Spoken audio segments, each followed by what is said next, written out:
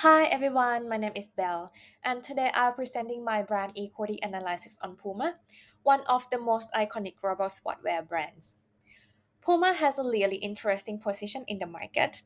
It's sporty, stylish, and broad, but it's also often seen as a more fashion-forward alternative to giants like Nike and Adidas. So, I want to explore how well PUMA actually holds up when we look at it through a strategic brand management lens. In this presentation, I'm going to apply concept from Kevin Lenskeller brand equity model, which focuses on how customers perceive a brand and what makes it stand out in the crowded market. The goal is to understand how strong Puma brand really is, what it does well, and where it could improve. There are four key questions I will be answering. Firstly, has Puma clearly established a frame of reference? Basically, do consumers understand what category the brand belongs to? Secondly, is Puma successfully leveraging the point of parity? The things it needs to have in common with competitors to even be considered.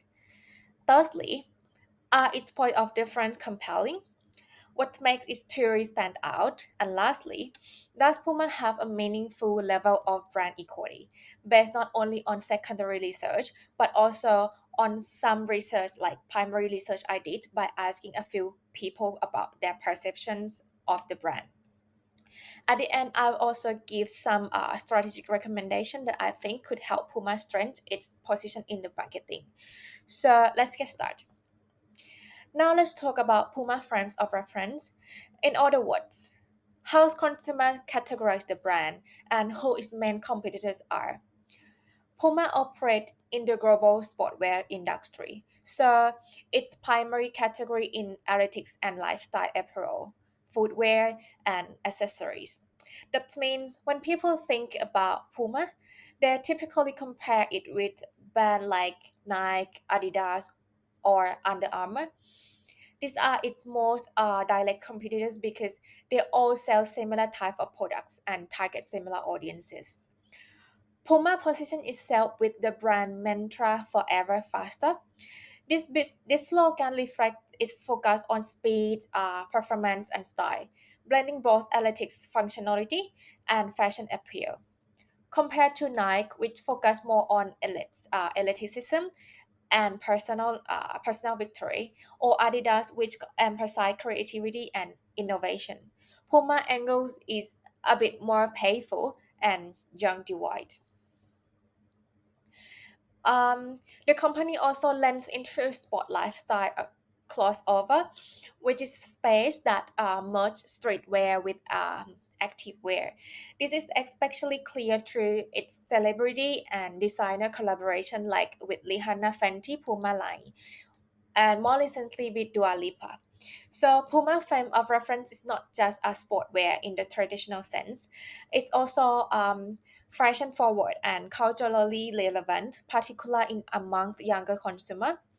You can really see this strategy play out in their marketing and partnership.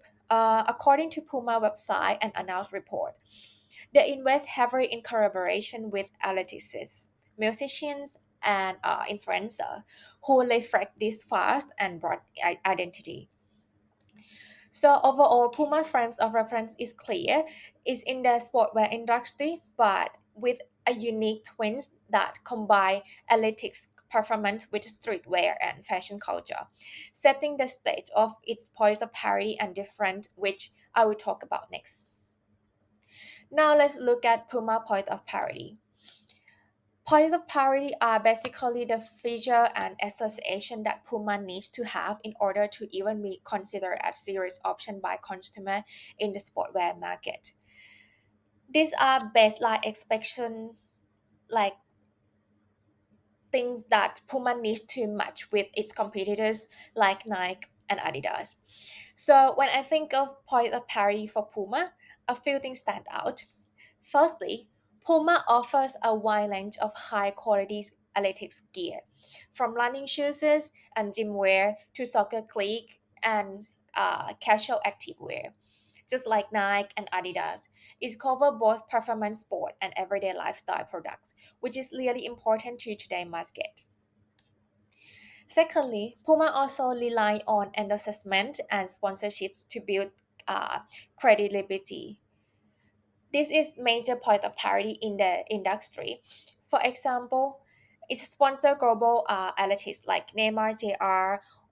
and Brianna Stewart, which help position it within elite sport culture, just like Nike does with LeBron James and Adidas does with Lionel Messi. Thirdly, all three brands have a strong global presence, both online and in physical retail store.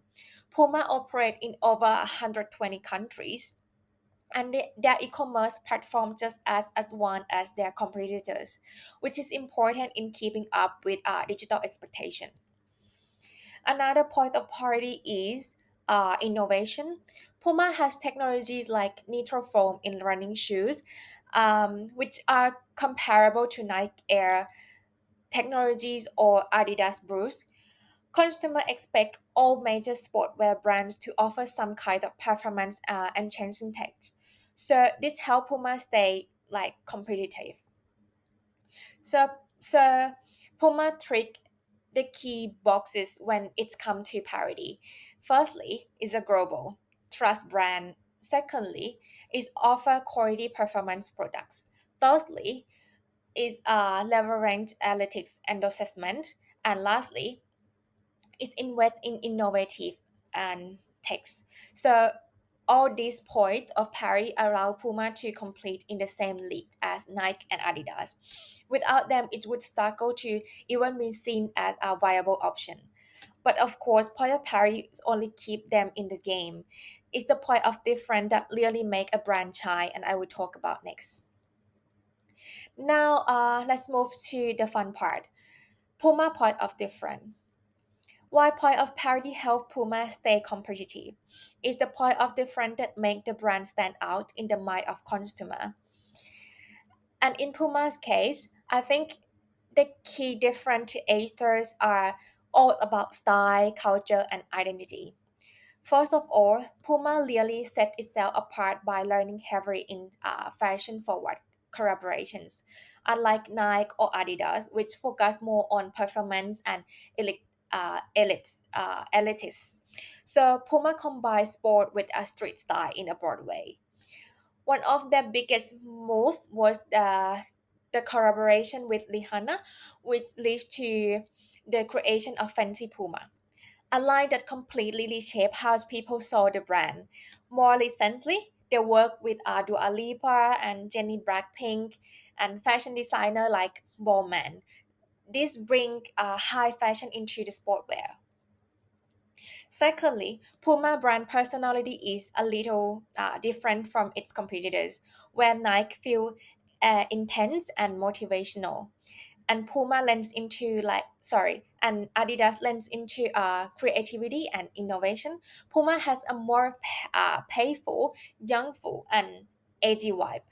The slogan "Forever Faster" is not just about elitics performance. It's also about being broad, experimental, and ahead of trends.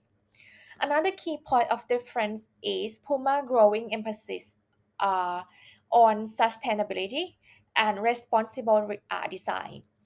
According to their last announced report, Puma is investing in recycled material and more transparent supply chains. While other brands are doing this too, Puma makes it a visible part of their identity and product messaging.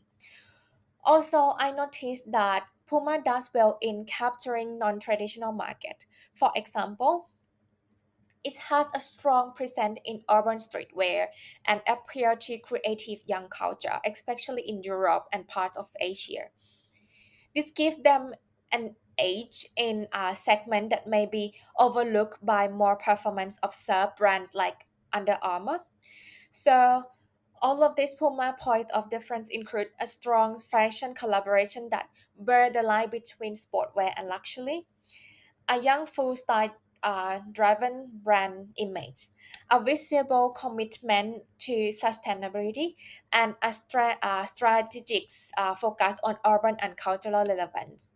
These different points help Puma build emotional connection with its audience, and that's a huge part of brand equity.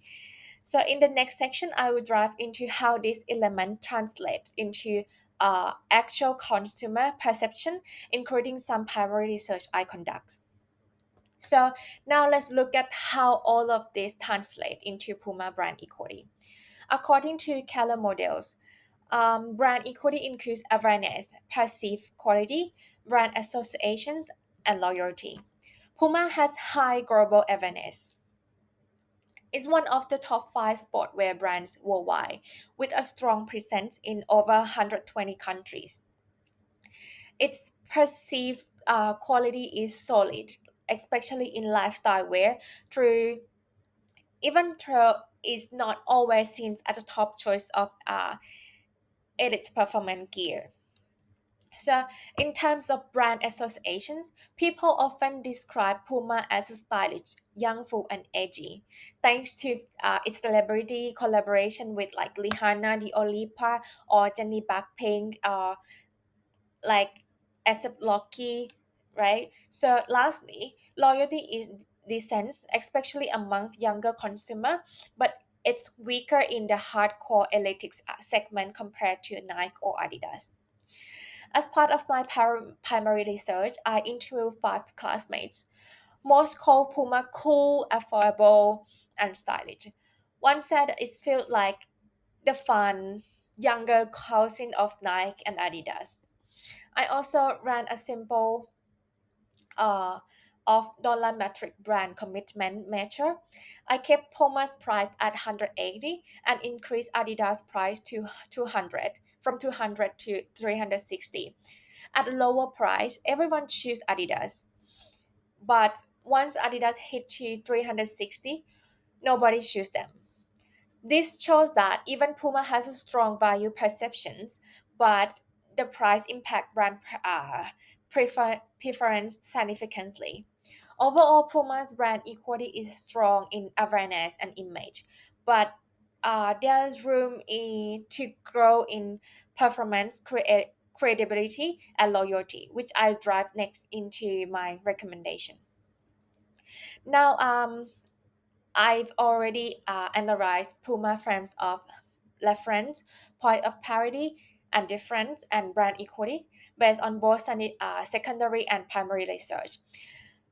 I would like to finish by offering some strategic recommendation to help Puma further strengthen its brand.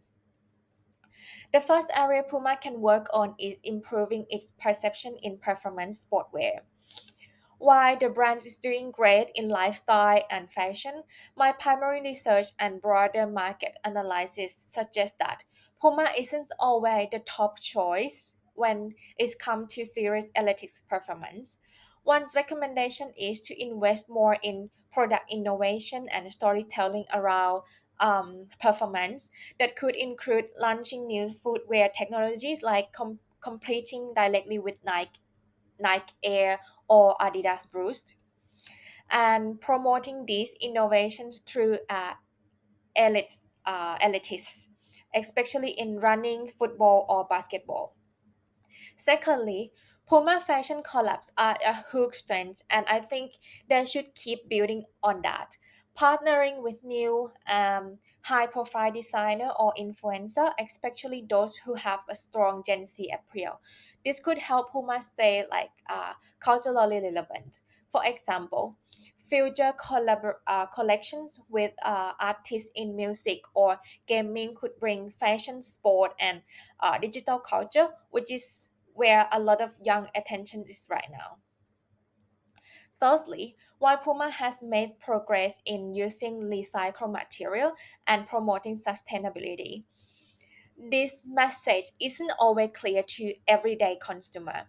So I recommend they make sustainability a core part of their brand narrative, not just in a report, but in advertising, packaging, or um, store design that could really differentiate Puma in a market where eco-conscious buying is increasing, especially among younger shopper.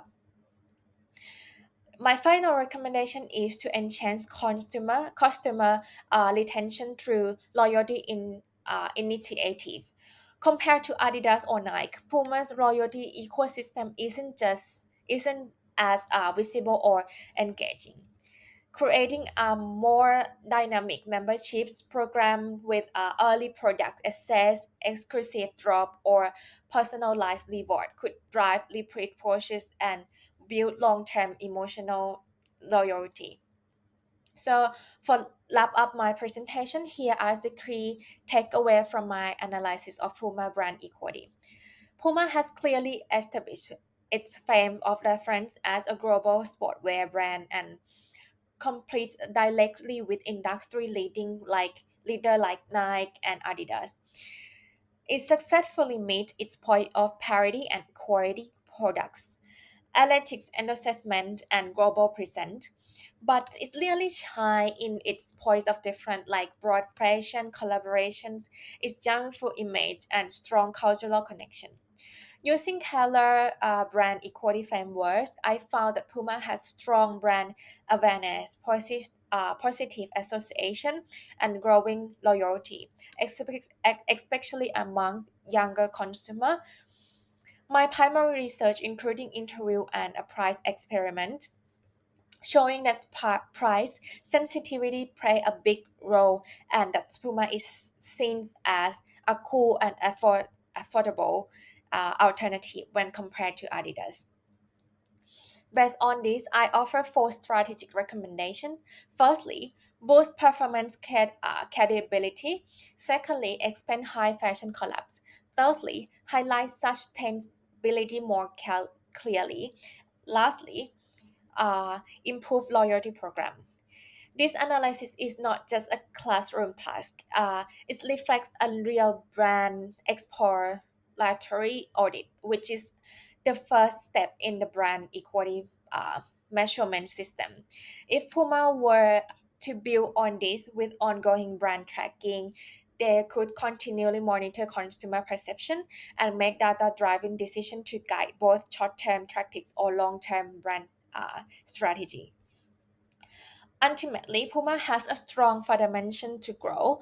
With the right move, it can deepen emotional connection, build stronger loyalty, and elevate its brand equity even further. So, thank you so much for listening. I hope you found this as insightful as I did. Thank you.